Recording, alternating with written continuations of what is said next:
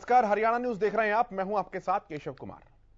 भ्रष्टाचार को लेकर सरकार भले ही पूरी नकेल कसने की बात कहे, मगर जमीनी हकीकत यह देखने को मिलती है कि आज भी फर्जी भर्ती और भ्रष्टाचार से जुड़ी घटनाएं मिल ही जाती हैं। अभी हाल ही के 2 दिनों की अगर बात करें, 2 बड़ी घटनाएं ऐसी आई है जिन्होंने भ्रष्टाचार के मुद्दे को एक बार फिर से सामने लाकर खड़ा कर दिया है। अब सवाल यह है कि अगर भ्रष्टाचार है ही नहीं तो फिर दोषी कहां से मिल रहे हैं, और अगर सालों पुराने दोषी मिल रहे हैं तो फिर भ्रष्टाचार पर सरकार कर क्या रही है, क्योंकि मनोहर सरकार का यह दूसरा कार्यकाल है। हालांकि गंभीरता और कार्यवाही दोनों ही सरकार की तरफ से देखने को मिल रही है। सवाल अब यह आ जाता है कि क्या कोई अंदरूनी आदमी ही ऐसा है जो इस तरह की चीजों को बढ़ावा दे रहा है, या फिर नौकरशाही, अफसरशाही ये सरकार के भ्रष्टाचार के दावों की लगातार पोल खोलने में लगी हुई है। बात करेंगे इस मुद्दे के ऊपर, बारीकी से पूरी घटनाओं की जानकारी आपको देंगे, लेकिन उससे पहले ये पूरी रिपोर्ट आप देखिए।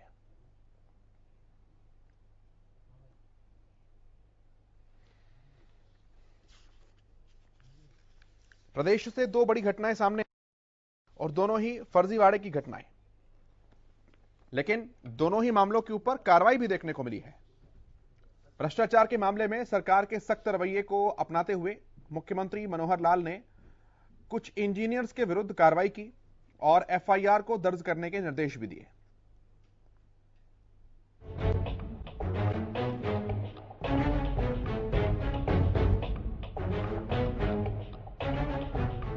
हरियाणा के मुख्यमंत्री मनोहर लाल कई बार ये कह चुके हैं कि भ्रष्टाचार को लेकर सरकार जीरो टॉलरेंस रखती है। प्रदेश में चाहे एचपीएससी फर्जीवाड़े को उजागर करना हो या एचएसएससी भर्ती घोटाला, प्रदेश सरकार ने इसे लेकर सख्ती से निपटने का संदेश दिया है।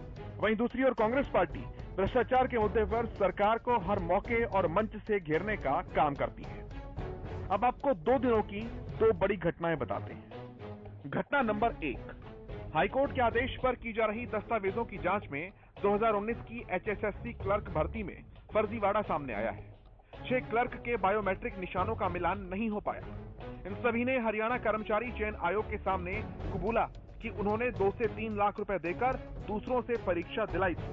वहीं गड़बड़ी पकड़े जाने के डर से 50% अभ्यर्थी दोबारा दस्तावेजों की जांच कराने नहीं पहुंचे हैं। यह प्रक्रिया 21 मई से शुरू हुई और 6 जून तक चलेगी। 4 दिन में 6000 में से मात्र 2983 ने ही दस्तावेजों की जांच कराई। इस भर्ती में बड़े स्तर पर धांधली की आशंका है। इस मुद्दे पर एचएसएससी के चेयरमैन गोपाल सिंह खत्री ने क्या कुछ कहा, आपको ये सुनना चाहिए। हमारे यहाँ 21 तारीख से 6 तारीख तक क्लर्क की भर्ती के लिए जो रिवाइज हुआ है रिजल्ट, उसकी डॉक्यूमेंट वेरिफिकेशन का काम चल रहा है। हमने बड़ी मात्रा में जो इनपर्सोनेशन के केस हैं, जो सीटर के केस हैं, वो पकड़े हैं। अगर आप ने अपनी परीक्षा में कोई सीटर को बिठाया है या आपने सोशो इकोनॉमिक के नंबर झूठ बोल के लिए हैं, तो आपको कोई बख्शने वाला नहीं है और उसमें आपको पुलिस की कार्रवाई भी आपके खिलाफ होगी। आप सिलेक्शन लिस्ट से बाहर भी होंगे और 3 साल के लिए आप डीबार भी होंगे। इससे ये तो साफ होता है कि मनोहर सरकार में ये भर्तियां हुई हैं। अब किसकी मिलीभगत और अनियमितता से हुआ, ये इस जांच का विषय जरूर है। घटना नंबर 2, भ्रष्टाचार के मामलों में सरकार ने सख्त रवैया अपनाते हुए मनोहर लाल की नेतृत्व वाली मनोहर सरकार ने शहरी स्थानीय विभाग के 6 अभियंताओं को 4 साल पुराने गबन के मामलों में निलंबित किया है। इसके अलावा मुख्यमंत्री ने इनके विरुद्ध एफआईआर करने के भी निर्देश दिए हैं। 2017 में सीएम विंडो पर जिला नूह में मिट्टी भराई के काम के 50,000 रुपए से 5 लाख रुपए तक के मूल अनुमानों में गड़बड़ी की शिकायत की गई थी। आरोप था कि निर्धारित नियमों और प्रावधानों की अवहेलना कर पूरी राशि का भुगतान कर दिया गया। ये दोनों घटनाएं दोनों पक्षों की बातों को सही ठहराती हैं। भाजपा और सरकार की भ्रष्टाचार पर जीरो टॉलरेंस की नीति को इसलिए सही ठहराती है कि सभी धांधलीबाजों और दोषियों को न केवल पकड़ा जा रहा है, बल्कि उन पर कार्रवाई भी की जा रही है। और कांग्रेस समेत विपक्षी दलों की भ्रष्टाचार होने वाली बात इसलिए सही है कि अपराधी मिल ही रहे हैं, मतलब अपराध भी हुआ ही है। वहीं मुख्यमंत्री मनोहर लाल खुद की सरकार को भ्रष्टाचार का काल भी कहते हैं, मगर सवाल ये है कि अभी तक ऐसे तत्वों की करतूतें चल कैसे रही हैं। क्या कोई घर का भेदी इसके लिए जिम्मेदार है या फिर नौकरशाही इसके लिए जिम्मेदार है? इस सवाल का जवाब तलाशना बेहद महत्वपूर्ण है। Bureau report, Haryana news. तो बात करते हैं इस मुद्दे के ऊपर। मेरे साथ जो पैनल जुड़ा है उनका परिचय मैं फटाफट आपको कराऊं। रमन मलिक जी भारतीय जनता पार्टी के प्रवक्ता हमारे साथ जुड़ चुके हैं। स्टूडियो में मेरे साथ मौजूद हैं मनीष खटाना जी, आप कांग्रेस के प्रवक्ता हैं, और सुशील सिंह हमारे संवाददाता भी हमारे साथ ग्राउंड जीरो से मौजूद हैं। रमन मलिक जी, पहला सवाल आपसे है, अगर भ्रष्टाचार खत्म हुआ तो दोषी कैसे मिल रहे हैं, और अगर दोषी मिल रहे हैं तो फिर भ्रष्टाचार कैसे खत्म हुआ? भारत की न्याय संहिता में धारा 302 किस साल में आई थी भाई साहब? पता नहीं सर, मुझे जवाब जवाब देने के लिए आप बैठे हैं, पूछने के लिए मैं बैठा नहीं हाँ। सवाल पूछते हैं तो थोड़ा बहुत आपके पता भी सवाल आ जाता है। तो जब धारा 302 आई तो इसका मतलब धारा 302 के अंदर जब किसी को पकड़ा जाए तो उसके बाद उसे फांसी हो, तो वो जो सिलसिला है उससे तो फिर आपके जो लॉजिक है उसके अनुसार कत्ल होने खत्म हो चुके होने चाहिए। तो ठीक है, आप मेरे लॉजिक को भूल जाइए। मनुष्य प्रवृत्ति के अंदर आप मेरे लॉजिक को भूल जाइए। मैं सवाल को थोड़ा सा और इलेबोरेटिव करके आपके सामने रख देता हूं सर। मेरा सवाल आपसे ये है, अब आपको जवाब देखिए, जवाब तो लेना पड़ेगा ना। ऐसा तो नहीं है कि आपके मन मर्जी का जवाब ना आए तो फिर आप सवाल को घुमाएंगे। नहीं, जवाब मेरे को अपने मन मर्जी का नहीं चाहिए सर। मेरे सवाल को आप सुन लेंगे एक बार अच्छे से। मुझे ऐसा लगता है जिस तरीके से आपने इनिशियल कमेंट अपने शुरू किए कि मेरा सवाल शायद आप ढंग से समझ नहीं पाए, इसलिए मैं उसको और इलेबोरेटिव कर रहा हूं। अगर आप इसी में बोलेंगे तो मैं सुन लेता हूं इसी में। नहीं, आप सवाल करें, हम यहाँ पे आपका जवाब देने के लिए क्यों नहीं देंगे। ठीक है, बोलिए आप अपना सवाल को और इलैबोरेट कर लीजिए। ठीक है, मैं और इलैबोरेट कर देता हूं। साल 2019 की क्लर्क भर्ती की परीक्षा हुई थी सर, HSSC की। इसमें मैं बाकायदा नाम भी कोट कर देता हूं। उकलाना के रहने वाले राहुल कुमार हैं, प्रदीप कुमार हैं, फिर गन्नौर के विशाल हैं, रोहतक के खुशीराम हैं और बुटाना के मोनू सांगवान हैं। इन्होंने HSSC के सामने यह कबूल किया है कि उन्होंने 2 से 3 लाख रुपए देकर दूसरों से परीक्षा दिलवाई, यानी कि सीटर को बैठाए। आज HSSC के जो चेयरपर्सन हैं उन्होंने भी सामने आकर कहा कि हम जांच कर रहे हैं, लेकिन अभी तक केवल 50% अभ्यर्थी ही अपने दस्तावेजों की जांच करवाने के लिए आए हैं। ठीक है, इसमें गड़बड़ी हुई, आपने पकड़ा, आपकी मुस्तैदी की बात है, बहुत अच्छी बात है, सराहना की बात है। लेकिन 2 साल पहले जिनकी ज्वाइनिंग हो चुकी है उनको आज आप पकड़ रहे हैं, उनके ऊपर कार्रवाई कर रहे हैं। तो 2 साल पहले मॉनिटरिंग सिस्टम इतना माइक्रो लेवल का क्यों नहीं था कि गड़बड़ी ही पकड़ लेते सर? सिंपल सा सवाल है ये। देखिए, 2 साल पहले, 5 साल पहले ये हुआ, ऐसे हुआ, उसको आपने उस समय क्यों नहीं पकड़ा, ये अच्छा विषय है आपका।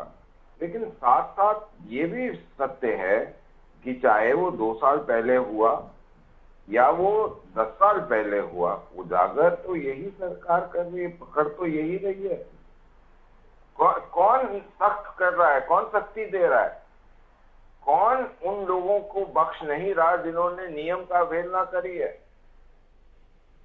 वो सरकार जो जनता के द्वारा स्थापित है, जनता के लिए है, किसी एक परिवार की नहीं है, किसी एक रजवाड़े की सरकार नहीं है। वो सरकार जो सिर्फ जनता की आशाओं, आकांक्षाओं और आदेश पे चल रही है। ये फर्क है बहुत बड़ा उनमें जो ये कहते थे कि जी ये घर अच्छा बना हुआ है। कितने का बनाया भाई? अच्छा, इतने मैं तेरे को भेज रहा हूं, ये मेरा हुआ। आपको याद है ग्रीन ब्रिगेड का? आपको याद है प्रकरण? आपको जिस प्रकार से CLU की बंदर बांट हुई वो याद है? इस प्रदेश के अंदर जिस प्रकार से लोगों ने होटल बनाए, जिस प्रकार से कॉलोनियां बनाई, वो सारे याद हैं।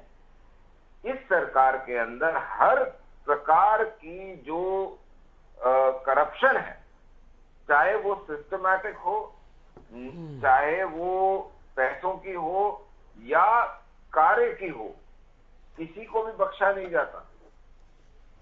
अगर करप्शन करोगे तो मनोहर लाल का डंडा पड़ेगा सर, पढ़ना चाहिए। बहुत अच्छी बात है, हम सराहना करते हैं आपकी इस सख्ताई के लिए। उसको ठीक है मलिक साहब, हम सराहना करते हैं आपकी इस सख्ताई के लिए। लेकिन सर, 4748 क्लर्क ऐसे हैं जो पिछले 2 सालों से अलग अलग विभागों में तैनात हैं और गड़बड़ियां जो सामने आ रही हैं उनके आधार पर इनकी नौकरी जानी निश्चित है। मैं कहता हूं और भी कड़ी कार्रवाई करनी चाहिए, भले इनको जेल में जाना पड़े, लेकिन इन तकरीबन 5000 लोगों के कारण जिन 5000 सक्षम विद्यार्थियों का चयन नहीं हो पाया, जो अब भी किताबों के अंदर धूल फांक रहे हैं, मेहनत कर रहे हैं, पता नहीं किसकी परिस्थिति कैसी है, उन 5000 विद्यार्थियों के लिए जिम्मेदारी किसकी है? देखिए 5002 लोग जिनकी आप बात कर रहे हैं, अगर उन्होंने गलत तरीके से काम करा है तो उनको सजा देने की जिम्मेदारी तो सरकार की है, न्यायालय की है। सरकार पंचनामा, सरकार जो है उनका सारा आइडेंटिफिकेशन करेगी, कागज देगी, उनकी चार्जशीट बनाएगी, कोर्ट उसके ऊपर निर्णय करेगा और ये विषय तो उनका हो गया। जिनके करियर के ऊपर ये सवाल आया और जिनका करियर खराब हुआ, उनके लिए ये सिस्टम जिम्मेवार है, ना कि मनोहर लाल जी या मनोहर लाल जी की सरकार। ये जो सिस्टम है ना सर, सिस्टम किसका है सर? सिस्टम हमारा है, आपका है। नहीं, मेरा नहीं है, मेरा नहीं है सर। नहीं, सरकार नहीं, में आप बैठे। एक मिनट मैं बता रहा हूं, मैं क्यों बोल रहा हूँ सिस्टम हमारा नहीं है, आपका नहीं है, क्यों नहीं है? आप और मैं कैसे अपनी हटा सकते हैं? मैं भी इस समाज का आदमी हूँ, आप भी इस समाज के आदमी। नहीं, हम समाज के आदमी, सरकार के आदमी नहीं है। गड़बड़ी समाज ने नहीं की, सरकार ने। एक मिनट, नहीं, ये इसको मैं मोड़ने नहीं दूंगा आपको। आप मोड़ रहे हैं सर, मैं तो ट्रैक पर लेकर आ रहा हूं। पब्लिक की है, सुनिए, आप ये चीजें मोड़ नहीं सकते। मैं तो ट्रैक पर लेकर आ रहा हूं मलिक साहब। नियत जो है काम करने की वो है, लेकिन जो लोग, जो सरकारी अफसर हैं या जिनकी ड्यूटी है इस काम करने की, वो सारे क्या हम अलग से पैदा हुए हैं? वो भी तो हमारे ही घर में। नहीं, बिल्कुल सही बात है। वो आपके घर हो या मेरा घर हो। मैं बिल्कुल मानता हूं सर आपकी इस बात को, 1% भी मैं इसमें कॉन्ट्राडिक्टरी नहीं हूं, लेकिन सवाल तो ये है ना कि उन बच्चों के ऊपर तो कार्रवाई हो गई, लेकिन उन अधिकारियों के ऊपर तो कार्रवाई हो नहीं रही है। भाई उसको कौन साफ करेगा, आप और मैं? 2000 मलिक साहब 2017 और 18 के अंदर जो अधिकारी थे उन अधिकारियों के ऊपर कार्रवाई नहीं है, जो अभ्यर्थी थे अभ्यर्थियों पर कार्रवाई है।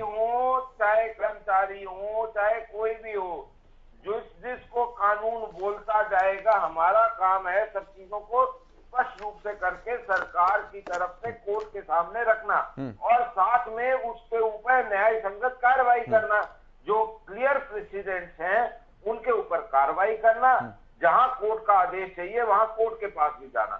मैं आपको अगर चाहेंगे तो सिस्टमैटिकली जो 2008-9 से या 10 से शायद, मैं आपको पूरा एक ब्यौरा भी दे सकता हूं कि नीतिगत कितने केसेस रजिस्टर हुए, कब क्यों हुए, उसकी तफ्तीश हुई। उस पर अलग से डिबेट कर लेंगे सर किसी दिन, हाँ, उस पर तो अलग से बात हो दे सकता हूं। ठीक है, मैं मनीष जी के पास आता हूं। अब खटाना साहब, आप कह रहे हैं कि भ्रष्टाचार हो रहा है, भ्रष्टाचार हो रहा है, लेकिन जो गड़बड़ियां हो रही हैं वो पकड़ी भी तो जा रही हैं सर, तो पकड़ कौन रहा है?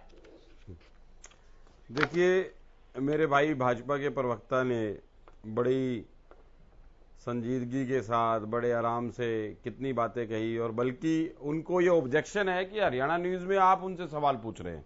उनको ये बड़ी दिक्कत है कि हरियाणा न्यूज ने आज इस मामले को उठाया है, भ्रष्टाचार के मुद्दे पर कोई मीडिया बोलने को तैयार है, और वो कह रहे हैं 5 साल पुरानी या 7 साल पुरानी बात छोड़ो, हम आज की कांग्रेस के तो 70 साल की बात करते हैं, ये 1857 की बात करते हैं, 1947 की बात करते हैं, अपनी 4 साल पुरानी बात भी करना नहीं चाह रहे। 2014 में जब इनकी सरकार आई, रमन जी एक सेकंड बड़े भाई, 2014 में आपकी सरकार आई, 2000 मैंने न्यूज एजेंसी को नहीं बोला कि आप सवाल ना पूछें। नहीं, आपका जो रवैया था, वो आजकल जो बीजेपी का जो रवैया है, जो तानाशाह आपका रवैया एक सत्ता पक्ष का जो होता है, आपका बिल्कुल सेम वे था। आपने सवाल को इतनी संजीदगी से नहीं लिया, आपने कहा कि आपने मेरे से क्वेश्चन किया तो मैं आपसे कर रहा हूं।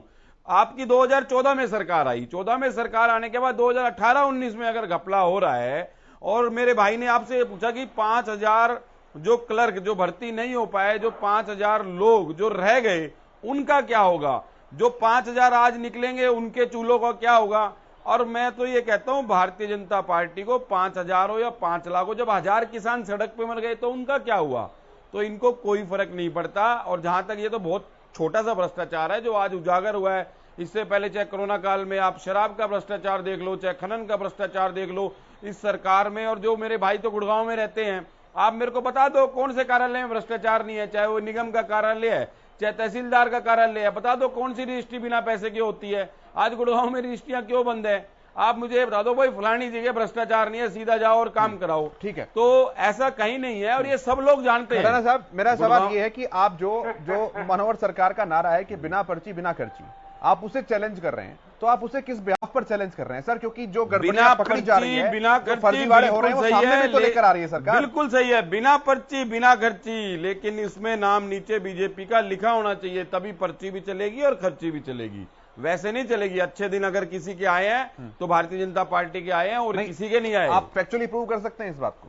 आप कहीं भी चले जाइए, गुड़गांव में किसी भी कार्यालय में चले जाइए, मलिक साहब को पता है अच्छी तरीके से। आप निगम में चले जाइए, बिजली दफ्तर चले जाइए, आप तहसील में चले जाइए, आज रजिस्ट्रियां बंद है। वो अलग विषय है भ्रष्टाचार। नहीं, बिना भ्रष्टाचार के लेकिन मैं पहले फर्जीवाड़े की बात नहीं करवा सकता। मैं पहले इस भर्ती फर्जीवाड़े की बात कर रहा हूँ।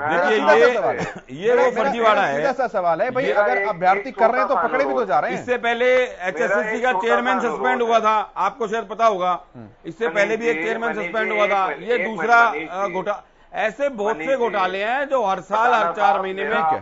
पहली बात तो रमन जी, एक सेकंड बड़े भाई, मलिक साहब, पहली बात तो इस सरकार में कोई भर्ती नहीं हुई, और अगर गलती से भर्ती होती है तो वो इंटरव्यू तक नहीं पहुंचते, क्योंकि उनके पेपर ही लीक हो जाते हैं, और जिनके इंटरव्यू होते हैं उनका ये हाल होता है। मनीष जी प्रवक्ता हैं तो फिर आंकड़ों की बात करनी पड़ेगी सर। 5,000 लोगों को अगर पकड़ा जा रहा है, इसका मतलब 5,000 लोगों को ज्वाइन भी तो करवाया सर। उतनी नौकरियां हम दे चुके हैं, वो कहां से आई थी भाई साहब? मैं सुशील के पास आता हूं अब एक बार, मैं सुशील के पास आता हूं। आप तो 15 लाख भी दे चुके, 2 करोड़ रोजगार भी दे चुके, बुलेट ट्रेन भी दे चुके, स्मार्ट सिटी भी दे चुके। भारतीय जनता पार्टी ने जो हरियाणा को दिया वो सबको पता है। ठीक है खटाना साहब, आ रहा हूं मैं, सुशील के पास एक बार आ रहा हूं। मलिक साहब फिर मैं आऊंगा आपके पास भी, मेरे संवाददाता भी मेरे साथ जुड़े हैं सर, मैं वापस आ जाऊंगा आपके पास। मलिक साहब मैं आप ही के पास आ रहा हूं सर, सवाल आपसे किया, मैं जवाब आप ही से लूंगा। चलिए बोलिए। मनीष जी के लिए मेरा छोटा सा अनुरोध है, हरियाणा विजिलेंस का एक ट्विटर हैंडल है, आप अपने पीसीआर को बोलें कि चाहे इसी समय उस हैंडल को खोल के दर्शकों को दिखाएं और उसमें ये देखें कि किस प्रकार से किस दिन किस अधिकारी को, किस कर्मचारी को, किस व्यक्ति को हरियाणा विजिलेंस ने जो भी करप्शन कर रहा होता है उसके तरफ, उसके पास जो सबूत आते हैं वो उसी टाइम उसके ऊपर एक्शन लेती है नहीं, और पब्लिकली अनाउंस होता है। आप चाहें तो देखें, अभी के अभी देख लें, और ठीक है, उसमें डेट टाइम के साथ इंफॉर्मेशन आती है। मेरे भाई ने बड़ी अच्छी बात की। मेरा आपसे सवाल है रमन जी, आप सत्ता में बैठे हैं, भारतीय जनता पार्टी के प्रवक्ता हैं, हम सेवा करने बैठे हैं। बिल्कुल, बहुत बढ़िया सेवा कर रही है। मैं एक सेवा का मौका एक छोटे भाई के नाते हमारी भी स्वीकार करें, ये एक सच्चाई है और इस बात से आप भी इनकार। कितने लोग विजिलेंस में जाकर शिकायत दर्ज कराते हैं? आप इस बात को दोबारा, कितने लोग विजिलेंस के ट्विटर, और कितने लोग ट्विटर चलाते हैं और कितने लोग वहां पर जाकर शिकायत दर्ज कराते हैं? क्या जितने लोग शिकायत दर्ज कराते हैं वास्तव में उतना ही भ्रष्टाचार हरियाणा में है, या उससे 2 गुना, 10 गुना, 20 गुना या 100 गुना है? ये आपकी एक आंतरिक, अगर आप इसको अपने मैं आ जाऊंगा एक बार, मैं सुशील के पास आ रहा हूं पहले। तो शायद मलिक साहब, खटाना साहब प्लीज, मैं आप दोनों को रोक रहा हूं, मेरे सहयोगी सुशील मेरे साथ जुड़े हैं। सुशील, तमाम सारी बातें कही जाती हैं और जब इस तरह के किसी घटनाक्रम ऐसे मिलते हैं बड़े स्तर के, तो उसमें फिर माइक्रो भ्रष्टाचार की बात आ जाती है। छोटे छोटे मुद्दे तहसील के लेकर आ जाते हैं, सरकारी दफ्तरों के लेकर के आ जाते हैं, और फिर अब जैसा कि मलिक साहब कह रहे हैं, उस बात को नकार नहीं रहा हूं कि सरकार की जिम्मेदारी बनती है, लेकिन जब अधिकारी इस तंत्र के हों तो फिर क्या किया जाए?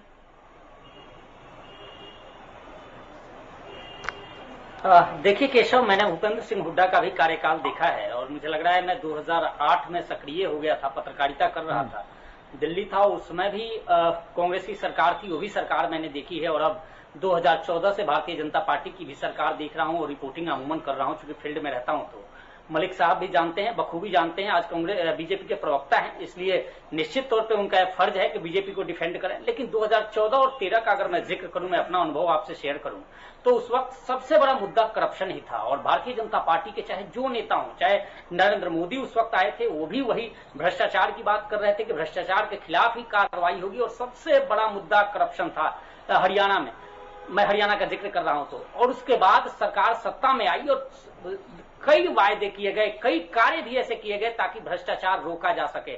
डिजिटली बात करें, चाहे उस वक्त उस वक्त ट्रांसफर का खेल सबसे ज्यादा जारी होता था, उसको लेकर मनोहर सरकार ने कई योजनाएं बनाई, कई क्रियाकलाप को लागू भी किया। वैसे तमाम रजिस्ट्री को लेकर किया, डिजिटली बहुत स्ट्रांग किया।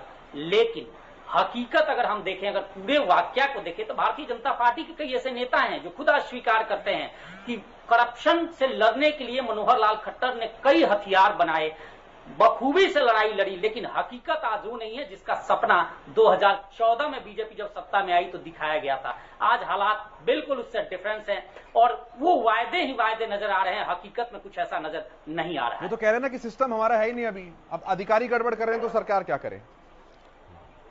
8 साल बाद भी अधिकारी गड़बड़ कर रहे हैं।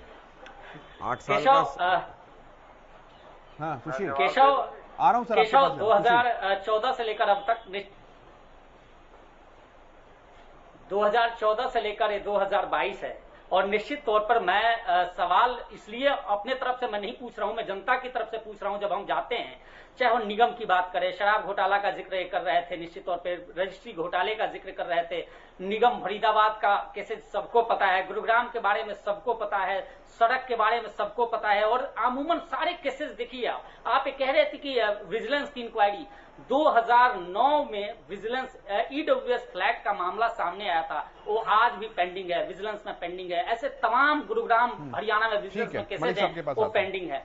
दूसरी बात, जहां तक कार्रवाई की बात होती है केशव, कार्रवाई की बात होती है तो कार्रवाई जो 6 जिनकी खबर हम चला रहे हैं कि 6 इंजीनियर हैं, ये 6 जूनियर इंजीनियर हैं। क्या वास्तव में बताइए कि लाखों का घपला एक जूनियर इंजीनियर कर सकता है? क्या उसके साथ बड़ा अधिकारी संलिप्त नहीं होगा, बड़ा अधिकारी शामिल नहीं होगा? आखिर वे लोग कब तक पकड़े जाएंगे? क्योंकि अमूमन हमने देखा है इसमें तमाम किसी बड़े अधिकारी पे ठीक है। कोई मलिक साहब, सवाल अब बड़ी मछलियों पर आकर रुक गया। छोटे जो अधिकारी हैं उन पे कार्रवाई होती है। ठीक है सुशील भाई, मलिक साहब, भाई मैं आपका और आपकी पत्रकारिता दोनों का विषय भी जानता हूं, मैं दोनों की निष्पक्षता और दृढ़ता भी जानता हूं, इसलिए मैं आपके ऊपर कोई सवाल नहीं उठा रहा, लेकिन मैं फैक्ट की बात कर रहा हूं। और ये मैं ट्विटर वाली साइट अपने आप खोल ली, आपका चैनल दिखाना चाहे तो दिखाए।